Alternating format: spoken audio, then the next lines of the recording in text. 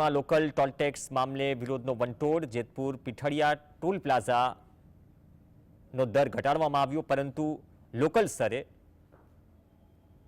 Toll tax વધારાયો। એક તરફ 45 રૂપિયામાંથી 35 રૂપિયા દર કરાયો, જ્યારે લોકલ દર 10 રૂપિયામાંથી વધારી 20 રૂપિયા કરાયો, જેના કારણે Jetpur dying and printing association તેમજ જેતપુર ચેમ્બર ઓફ કોમર્સ આક્રમક મૂડમાં છે। 6 મહિના પહેલા લોકલમાં ચાર્જ વધારો કરવામાં આવતા આંદોલન થયું હતું। આ મુદ્દો ફરી એક વખત ગરમાયો છે।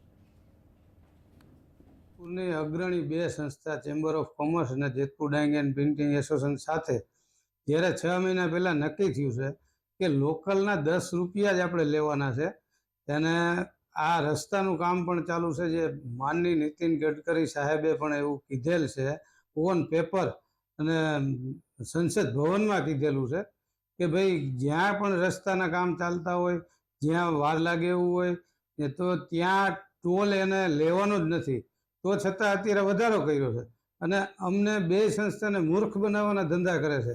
આ કોઈ પણ હિસાબે ચલાવી લેવામાં નહીં આવે।